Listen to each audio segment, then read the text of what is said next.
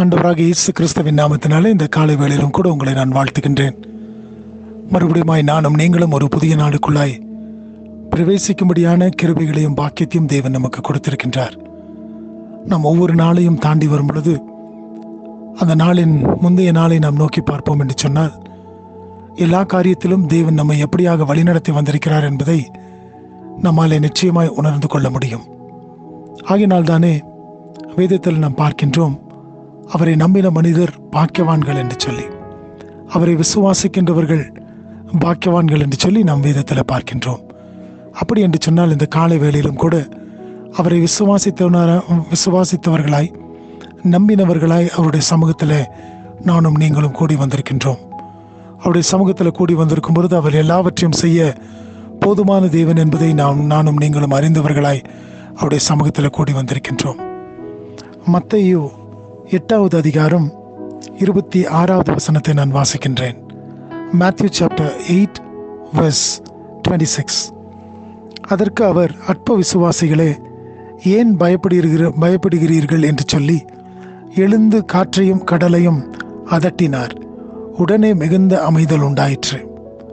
27வது வசனம் சொல்லுகிறது, அந்த மனுஷர்கள் ஆச்சரியப்பட்டு, இவர் எப்படிப்பட்டவரோ, காற்றும் கடலும் இவருக்கு கீழ்ப்படுகிறதே என்றார்கள்.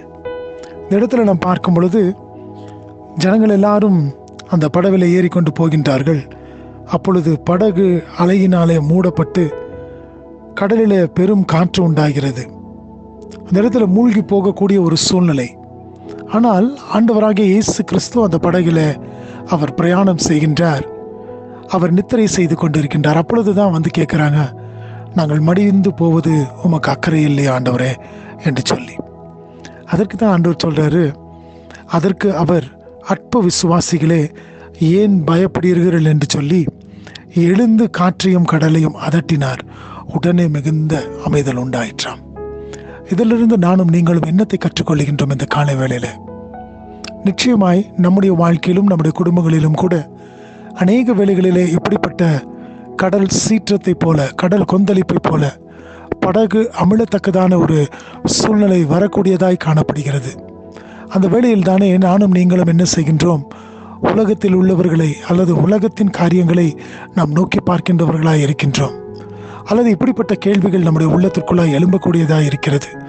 என் ஆண்டவர் என்னை கைவிட்டு விட்டாரோ, அல்லது என்னை கண்ணோக்காமல் போய்விட்டாரோ என்று சொல்லி நானும் நீங்களும் அங்கலாய்க்கின்றவர்களாய் காணப்படுகின்றோம்.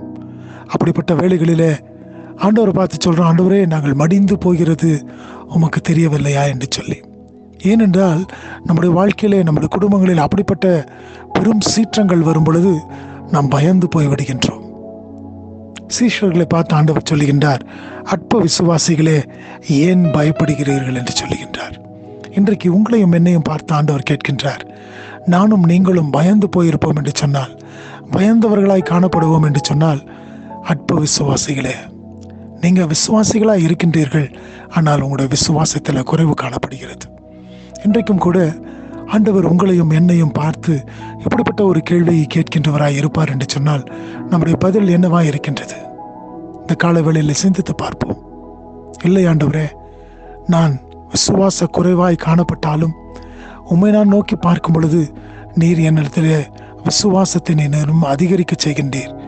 எப்படி என்று சொன்னால், என்னுடைய வாழ்க்கையில், என்னுடைய குடும்பங்களிலே செய்கின்ற அற்புத அதிசயங்கள் அதற்கு மேலாய் காணப்படுகிறது. ஆகினாலே உம்மை நான் விசுவாசிக்கிறேன் என்று சொல்லும் பொழுது ஆண்டவர் நிச்சயமாய் அவர் நம்முடைய வாழ்க்கையில் வருகின்ற காற்றையும் கடலின் சீற்றத்தையும் அவர் தாமே அமைதலாக்க அவர் போதுமான தேவனாக இருக்கின்றார். அப்பொழுது தானே பார்க்கின்றவர்கள் சொல்லுவாங்க, அவர்கள் எல்லாம் ஆச்சரியப்பட்டு 27வது வசனம், இவர் எப்படிப்பட்டவரோ, காற்றும் கடலும் இவருக்கு கீழ்ப்படுகிறது என்றார்கள். அருமையான தேவச்சனமே, நம்முடைய வாழ்க்கையிலும் கூட இப்படிப்பட்ட காரியங்கள் நடக்கும் பொழுது மற்றவர்கள் பார்த்து சொல்லுவார்கள், இப்படிப்பட்ட உன்னதமான தேவனை இவர்கள் தெய்வமாய் பெற்றிருக்கிறார்கள் என்று சொல்லி.